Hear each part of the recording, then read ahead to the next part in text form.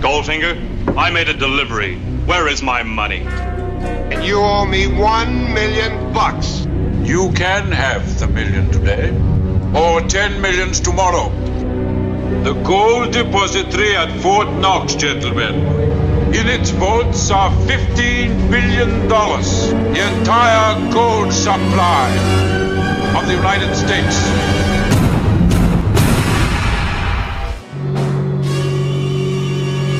Man has climbed Mount Everest, gone to the bottom of the ocean.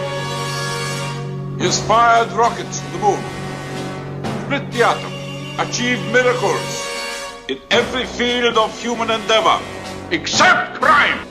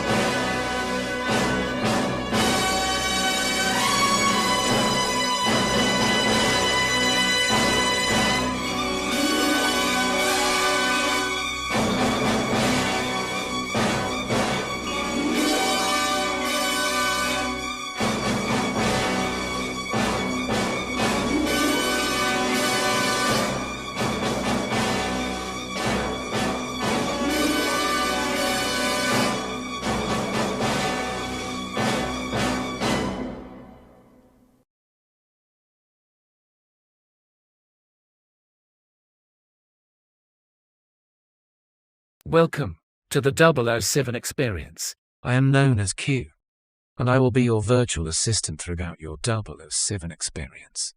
Some of you would recognize names such as Siri or Alexa. However, I as Q Intelligence am much more intelligent in comparison to any virtual assistant out there. Throughout your experience, please be advised, there will be moments of a controlled atmosphere. Good luck, 00 Agent, on your 007 experience.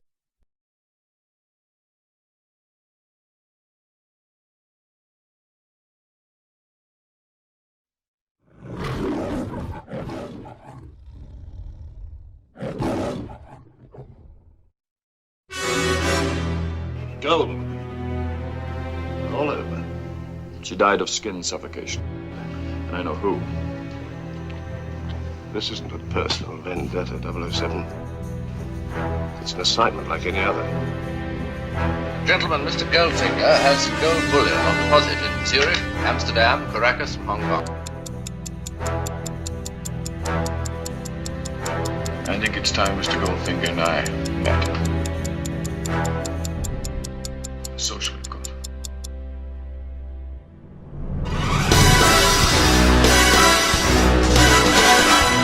M's orders, 007. Now, pay attention, please. Windscreen bulletproof. That are the side and the rear windows. Revolving number plates net. Valid all countries.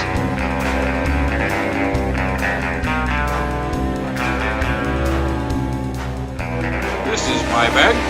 $15 billion, the entire gold supply of the United States. Man has climbed Mount Everest, gone to the bottom of the ocean. He has fired rockets to the moon, achieved miracles in every field of human endeavor, except crime.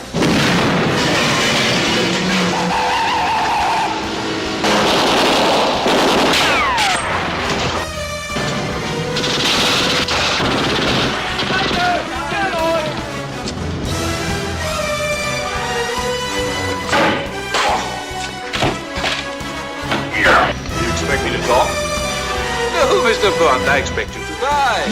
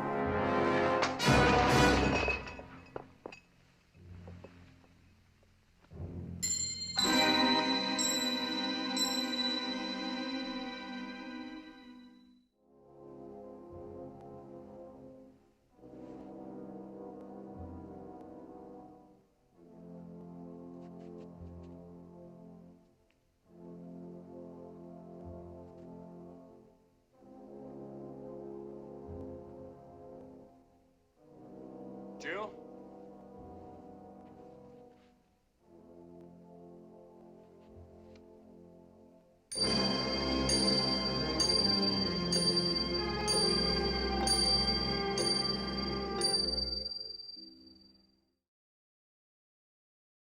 Gentlemen, Mr. Goldfinger has gold bullion on deposit in Zurich, Amsterdam, Caracas, and Hong Kong, worth £20 million. Most of it came from this country. Well, why move it? Because the price of gold varies from country to country. If you buy it here at $30 an ounce, you can sell it in, say, Pakistan at $110 and triple your money. Providing, of course, you have the facilities for melting it down. And has he? Apart from being a legitimate bullion dealer, Mr. Goldfinger poses... no, that's not quite fair. Is, among his many other interests, a legitimate international jeweler. He's legally entitled to operate modest metallurgical installations. His British one is down in Kent. As yet, we've failed to discover how he transfers his gold overseas. And Lord knows we've tried. If your department can establish that it is done illegally, then the bank can institute proceedings to recover the bulk of his holdings. I think it's time Mr. Goldfinger and I met. Socially, of course. I was hoping you'd say that. It might lead to a business talk. Mr. Goldfinger's kind of business. I need some sort of bait. I quite agree. This is the only one we have from the Nazi horde at the bottom of Lake Toplitz in the Salzkammergut. But there are undoubtedly others. Mr. Bond can make whatever use of it he thinks fit. Providing he returns it, of course. It's worth £5,000. You'll draw it from Q Branch with the rest of your equipment in the morning. Of course, sir.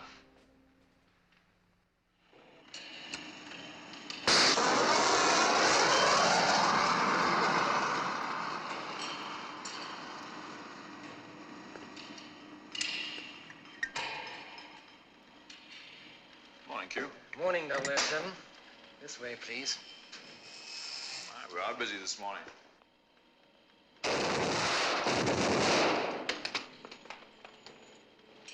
It's not perfected yet.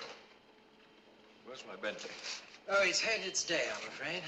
But it's never let me down. M's orders, 007. You'll be using this Aston Martin DB5 with modifications. Now, pay attention, please. Windscreen bulletproof, as are the side and the rear windows. Revolving number plates, naturally. Valid all countries. Here's a nice little transmitting device called a Homer.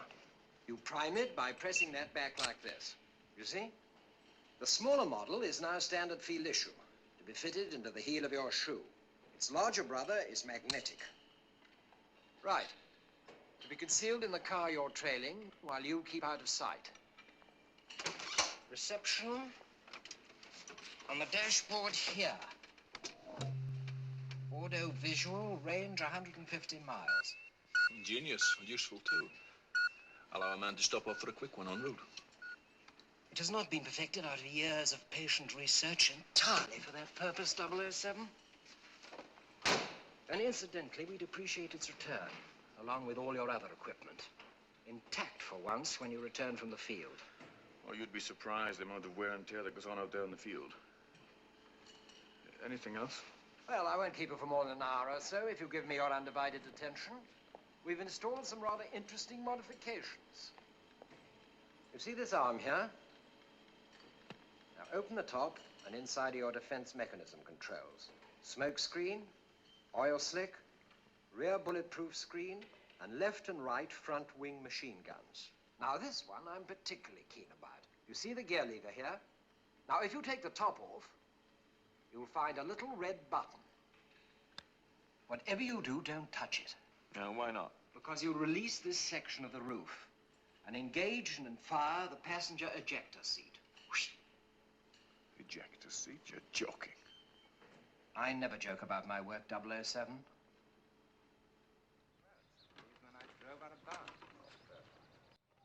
Ready, Blacking? Yes, sir. There's an old member dropped by, sir. Same handicap as yours. I wondered if you'd rather play with him. Where is he? Mr. Bond, Yes. this is Mr. Goldfinger.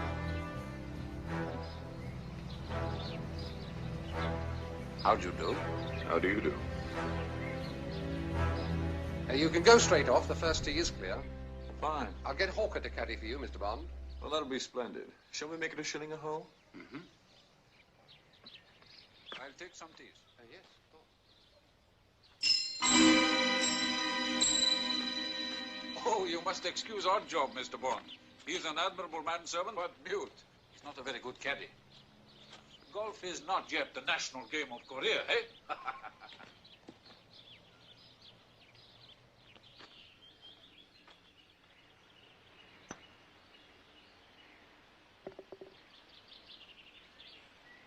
This meeting is not a coincidence, eh? What's your game, Mr. Bond?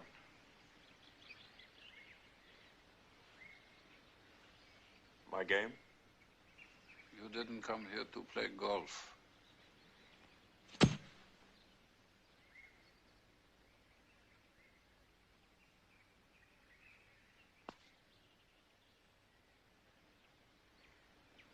Our job. Many people have tried to involve themselves in my affairs, unsuccessfully.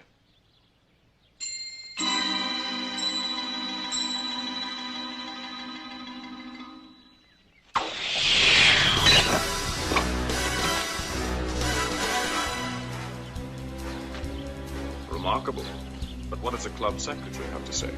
Oh, nothing, Mr. Bond. I own the club.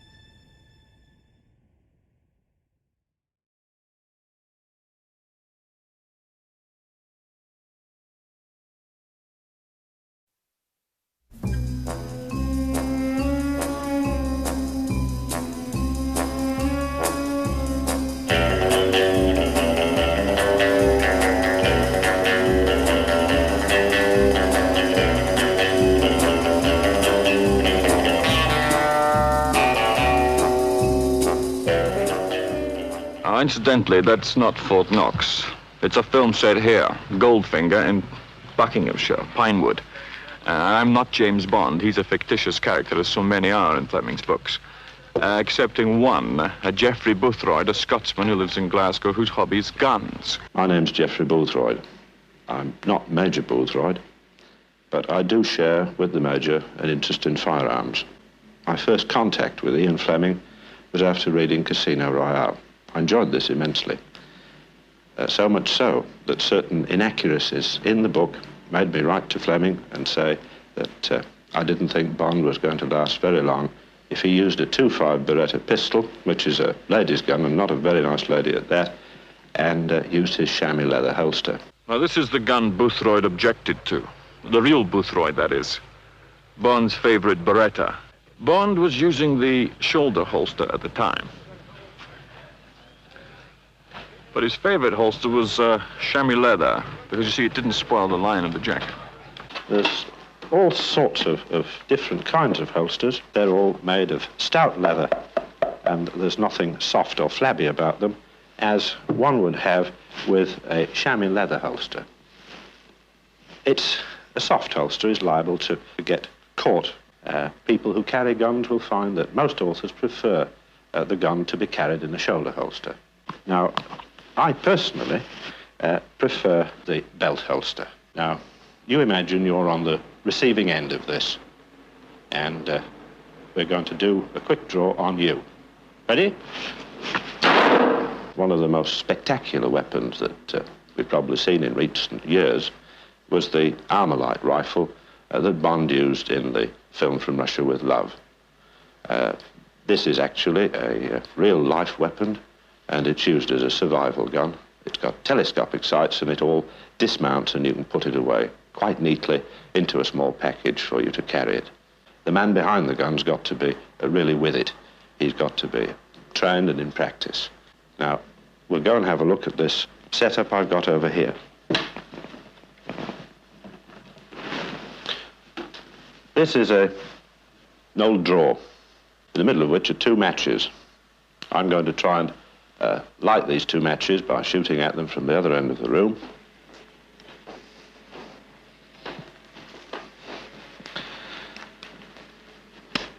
Now we're ready for the first shot. Pistols brought up, sights are aligned. That's it, that's got one of them. The most important thing, irrespective of whether we're dealing with revolvers or automatic pistols, is stopping power. And this is, again, a very debatable thing. You can look in the manufacturer's tables for muzzle velocities, muzzle energies, and all the rest of it. But after all, in real life, we're shooting at human beings. The Beretta automatic, until recently Bond's favorite gun. The Walther PPK, the gun that Bond now uses, chosen by Ian Fleming and gives you a very rapid first shot. And that's the one that counts. Here's my favorite, the .44 Ruger Magnum, a man-sized gun, but with this length of barrel, too big to hide under an agent's coat. Let's see what the guns will do. First, the Beretta. Not much damage, a small, clean hole. Now for the Walther. Heavier caliber, it should have more stopping power. And the hole's definitely bigger and would do far more damage to a man. And I'll have a go with my heavy artillery, the .44 Magnum. A heavier bullet, traveling much faster than the other two. Makes a jolly good can opener, but not practical for Bond. You'll see the Walther in the latest Bond films, and although I'd still like to see him using a proper revolver, this I don't think is going to happen now, because Ian Fleming isn't there to write anymore, and the Walther is really part of the Bond image.